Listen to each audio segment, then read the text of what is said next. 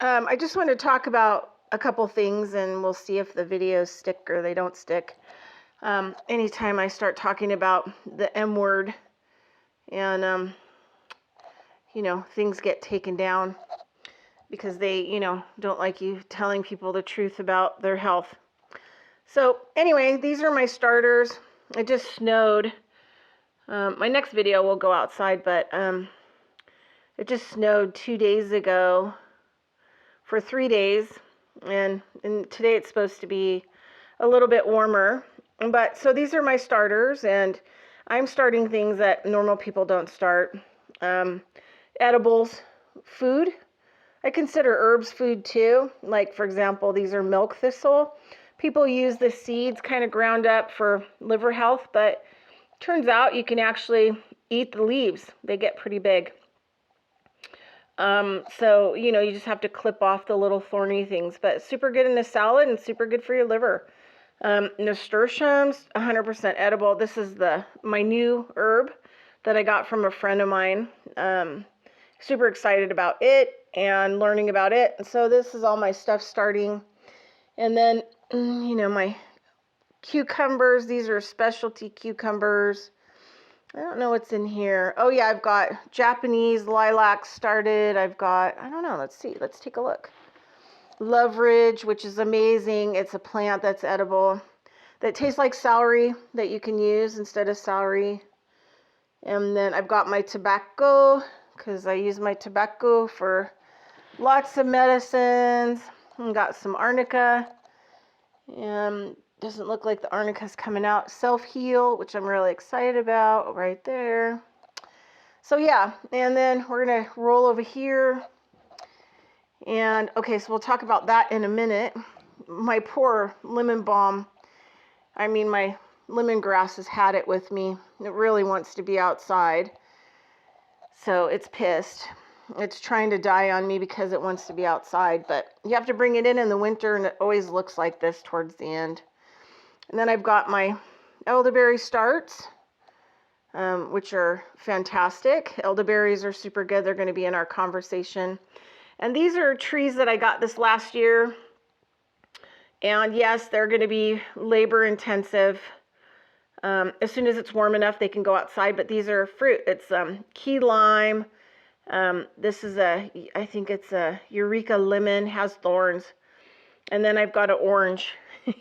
And they even grew for me, and they're still budding out, and I've had to learn how to self-pollinate, which is fun. But I love these. They were like little.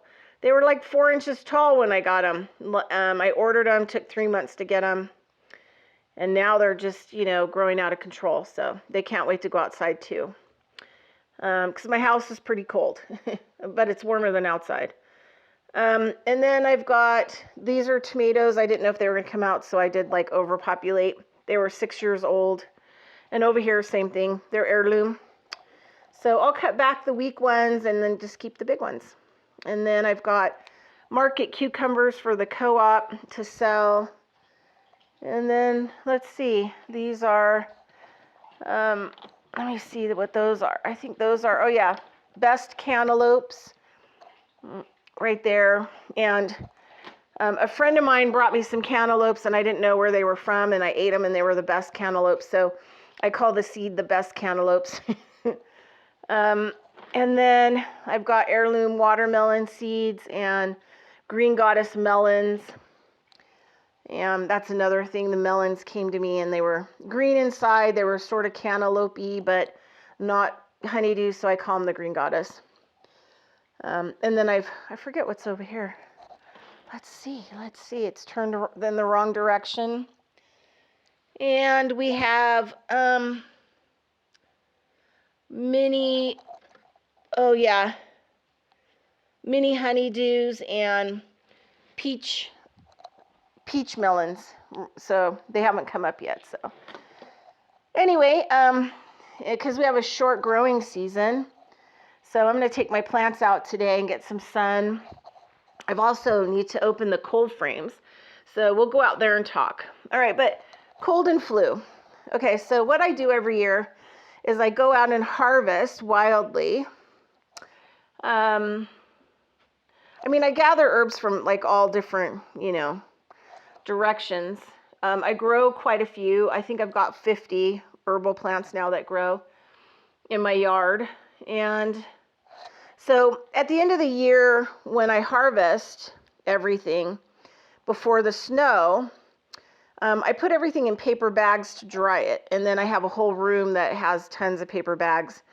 And then about December, I know what I'm going to have. And that's how I decide how my teas, what kind of teas I'm going to make for this year. This whole bucket, I had 2 buckets full.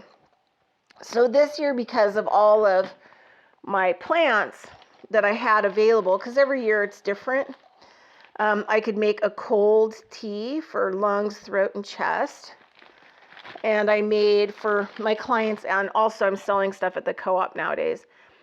This one is women tea, because it has a lot of stuff for hormones and stuff.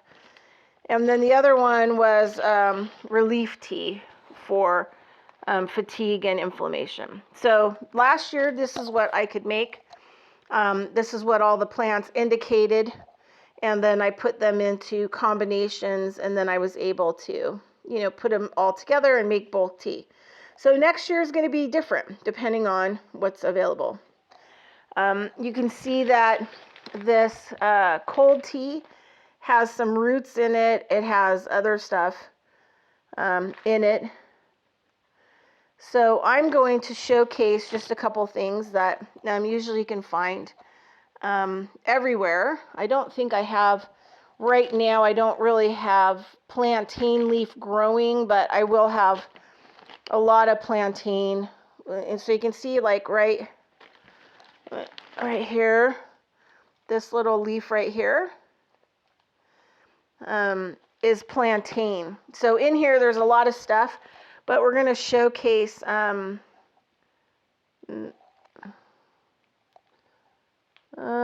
nope, that's not a plantain, because only in the cold and flu has, oh, there it is. There's a plantain leaf right there. Right there. See that? Dried. Okay, so 2 things about one of my favorite combinations for colds, especially the kind where, the kind that you start getting, the kind of colds that people had this year. Ones that had really thick mucus in their sinuses. I mean, some cases people battled them for 4 months. And you get that type of mucus and phlegm that you can't get out. So we're going to talk about those plants. And there are mallow root, and mullein leaf, and plantain leaf. And then I like to use in combination with white willow, because it turns out new research shows that white willow tincture is probably the best. Well, not only is it amazing for pain and caustic pain, but it's amazing for blood inflammation when your blood gets really thick and you're tired and your body's not intaking or retaining water or oxygen. Or metabolic. That's the thing about inflammation. I'm getting ready to give a class here in the area on inflammation and what it is, April 27th. And then also magical mullein and all of her medicinal usages, and then a seed and swap.